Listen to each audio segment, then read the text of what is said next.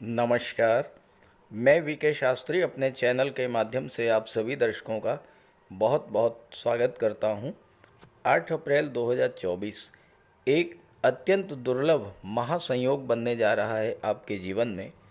8 अप्रैल को वर्ष 2024 का प्रथम सूर्य ग्रहण लगेगा। ये ग्रहण मीन राशि में लगेगा और मीन राशि में 8 अप्रैल को सूर्य, शुक्र, चंद्रमा और राहु का चतुर्ग्रही योग बनेगा। शनि मंगल कुंभ राशि में होंगे और गुरु बुध मेष राशि में होंगे। ये एक ऐसा दुर्लभ संयोग है जब कुंडली में मात्र 3 भावों में सभी ग्रहों का गोचर होगा और ऐसा दुर्लभ ग्रह गोचर देखने को मिलेगा 8 अप्रैल को। हालांकि 8 अप्रैल को ग्रहण दोष के कारण सूर्य पीड़ित रहेंगे, लेकिन जैसा मैंने अपने सूर्य ग्रहण के पिछले वीडियोस में आपको बताया है कि ग्रहण समाप्त होने के बाद जब सूर्य पीड़ा से मुक्त होते हैं तो पूरे संसार को भी पीड़ा से मुक्ति का वरदान प्रदान करते हैं। और इस बार तो स्थितियां और भी अनुकूल हैं, क्योंकि ग्रहण के ठीक 5 दिन बाद सूर्य राशि परिवर्तन करेंगे और राशि परिवर्तन करके अपनी उच्च की राशि में गोचर करेंगे, अपने परम मित्र देवगुरु के साथ होंगे। देखिए, ग्रहण चाहे किसी भी स्थान पर दिखाई पड़े या ना दिखाई पड़े, लेकिन ग्रहण का प्रभाव तो सभी राशियों पर पड़ता ही है, क्योंकि सूर्य के कारण ही पूरे संसार में जीवन है। सूर्य आत्मा है, तेज है, बल है, प्रकाश है।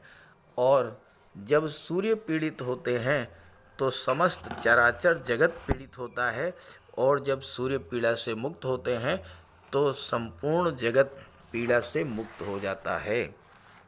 तो पहले संक्षिप्त चर्चा करेंगे कि सूर्य ग्रहण कहाँ कहाँ पर लगेगा, किस समय लगेगा, और फिर बात करेंगे ग्रहण के दौरान रखी जाने वाली सावधानियों के बारे में।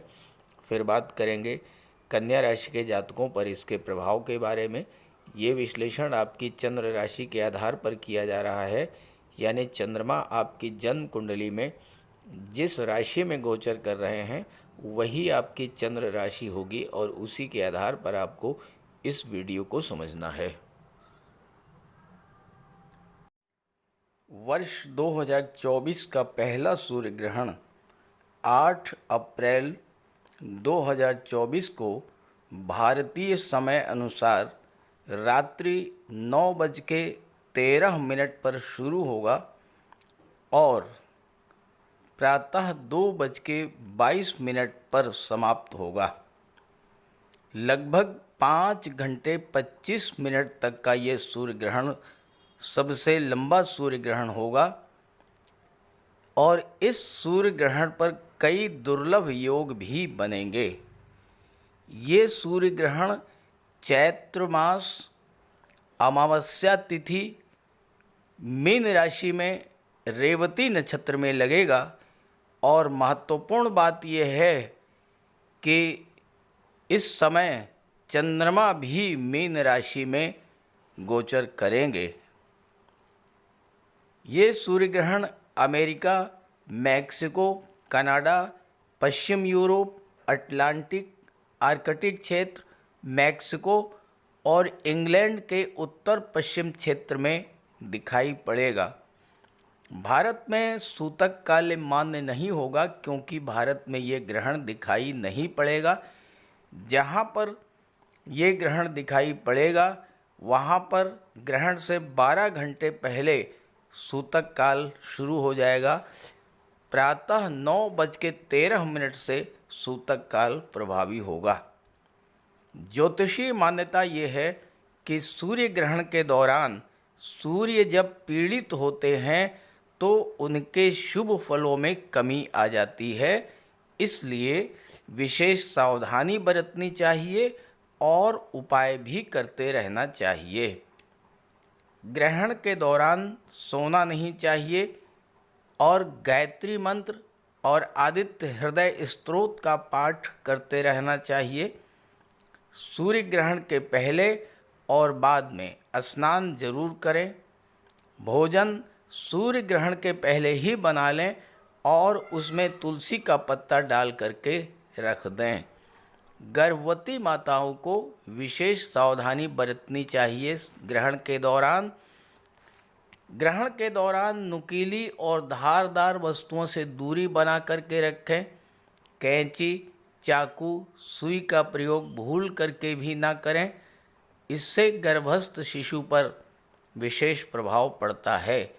सूर्य ग्रहण को देखने से बचें और सूर्य ग्रहण के दौरान भोजन करने से भी बचें।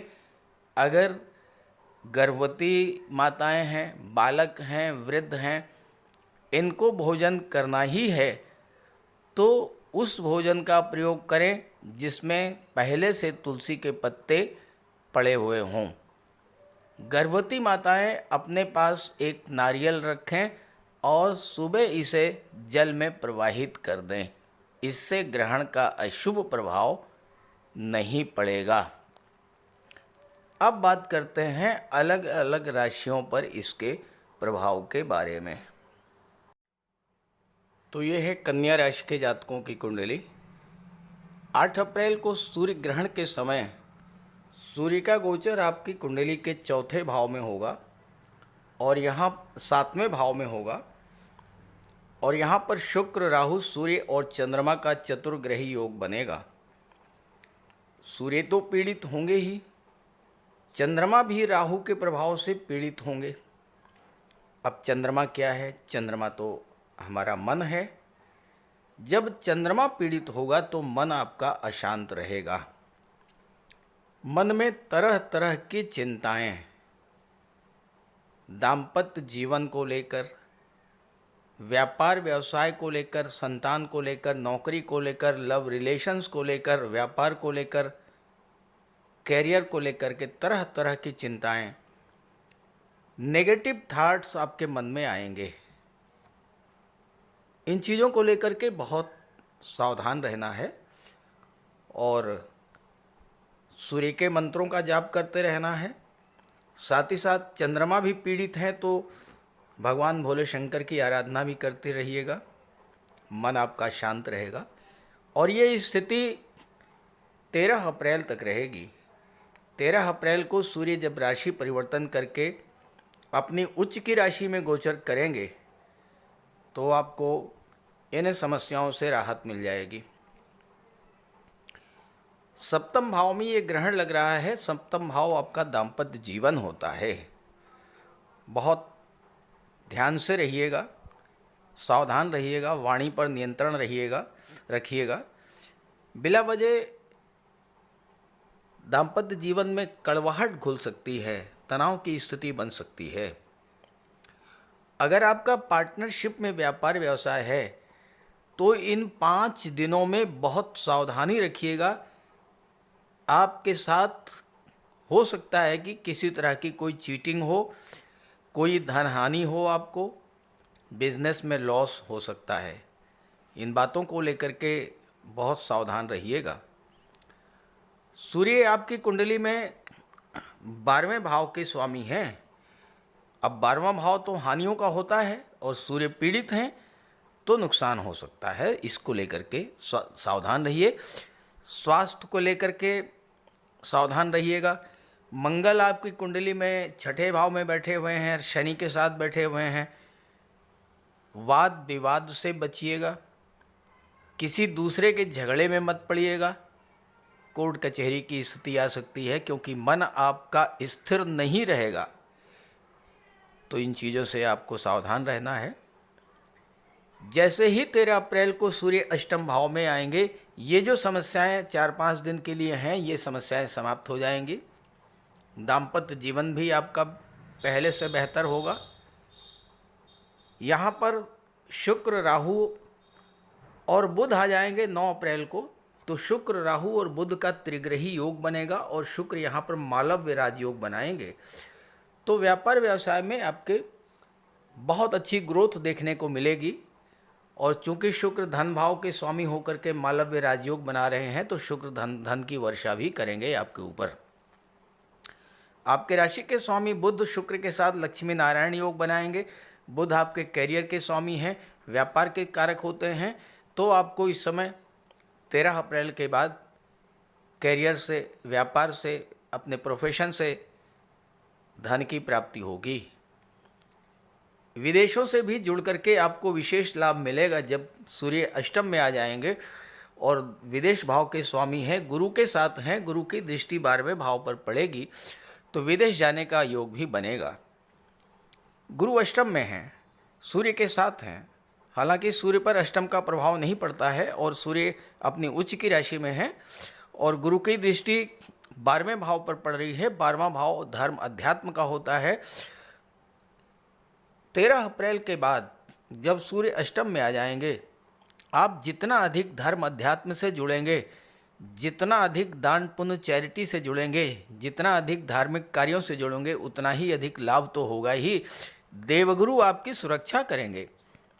आप पर आने वाली किसी भी परेशानी, किसी भी मुसीबत को अपने ऊपर ले जाएंगे और आपको बिल्कुल सुरक्षित निकाल करके ले जाएंगे। शुक्र आपकी कुंडली में भाग्य के स्वामी हैं और धन के स्वामी हैं और केंद्र के भाव में गोचर कर रहे हैं। राहु के साथ हैं, बुध के साथ हैं। अचानक से धन लाभ का योग बनेगा। जब सूर्य अष्टम में आएंगे तो गुप्त धन की प्राप्ति होगी। आपका कोई पैसा जो डूबा हुआ था, सूर्य गवर्नमेंट के कारक हैं, गवर्नमेंट के पास कोई आपका पैसा रुका हुआ था, कोई दबा हुआ था पैसा, डूबा हुआ धन था, उस तरह का धन आपको जरूर मिलेगा 13 अप्रैल के बाद। आप ऐसा पैसा जिसको पाने के लिए बहुत दिनों से प्रयासरत थे, नहीं मिल पा रहा था, जैसे कोई इंश्योरेंस का क्लेम है वो आपको मिल सकता है, आपका फंड ग्रेचुटी का पैसा है वो आपको मिल सकता है। गवर्नमेंट से जुड़ करके जो आपको लाभ मिलना चाहिए था उस तरह का लाभ आपको 13 अप्रैल के बाद सूर्य प्रदान करेंगे। तो शुरू के 4-5 दिन थोड़ा सावधान रहिएगा और उसके बाद का समय बहुत अच्छा है। तो इस गोचर का लाभ उठाइए और ये वीडियो अपने साथियों मित्रों को भी ज़रूर शेयर कीजिएगा। नमस्कार।